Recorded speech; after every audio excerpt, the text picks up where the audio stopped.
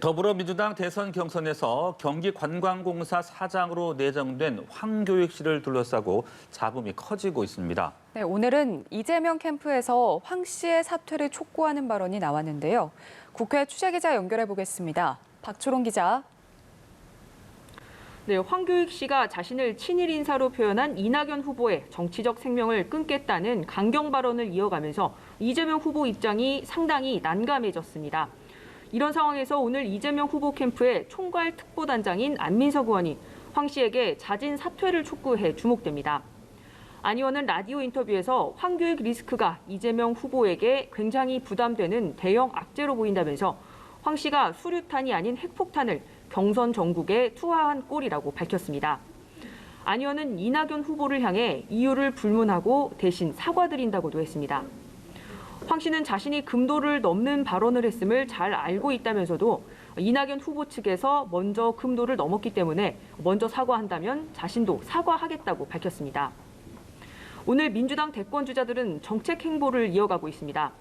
이재명 후보는 중소기업 중앙회, 이낙연 후보는 전국 자동차 노조, 정세균 후보는 한국중견기업연합회와 간담회를 했습니다. 박용진 의원은 오후에 인천의 셀트리온 공장을 찾습니다. 아들의 코로나19 확진으로 2주간 자가격리에 들어간 김두관 후보는 자신을 빼고 토론회를 강행하거나 불리한 조건에서 토론회를 하면 안 된다면서 공정한 경선을 요구했습니다. 네, 이번엔 국민의힘 상황도 알아보죠. 이준석 대표와 원희룡 전 제주지사의 통화 녹취록 공방 아직도 이어지고 있는 상황입니까?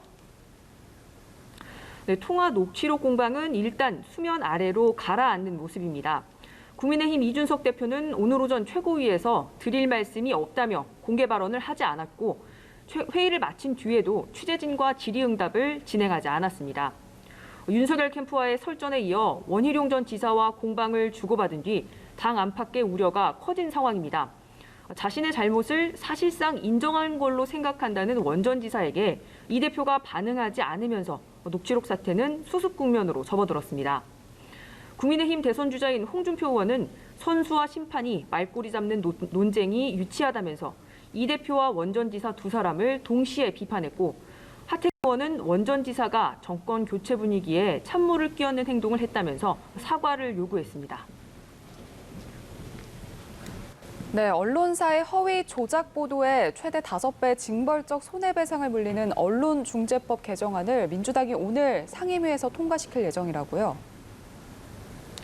네, 그렇습니다. 민주당은 오늘 문체위 전체 회의를 열어 언론중재법 개정안을 표결 처리한다는 방침입니다. 민주당은 어젯밤 안건조정위에서 야당의 불참 속에 개정안을 단독 처리한 바가 있기 때문에 오늘 전체 회의에서도 단독 처리가 전망이 되고 있습니다.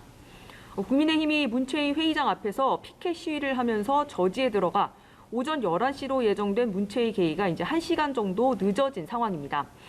언론중재법 개정안은 이른바 가짜뉴스에 대해 최대 5배의 징벌적 손해배상을 청구할 수 있도록 한 게 핵심입니다. 여기에 야당은 언론 재갈법이라고 강하게 반발하고 있습니다. 국민의힘 김기현 원내대표는 언론중재법 강행 처리는 현대판 분서갱유라고 표현하면서 끝까지 막아내기 위해 최선을 다할 거라고 밝혔습니다.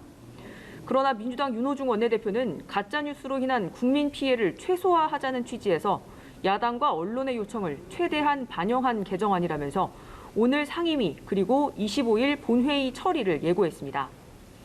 오늘 국회 기재위 조세소위에선 1가구 1주택자의 종합부동산세 과세기준선이 9억 원에서 11억 원으로 일괄 상향하는 종부세 개정안 대안을 여야 합의로 처리했습니다.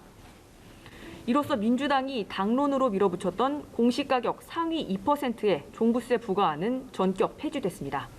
지금까지 국회에서 전해드렸습니다.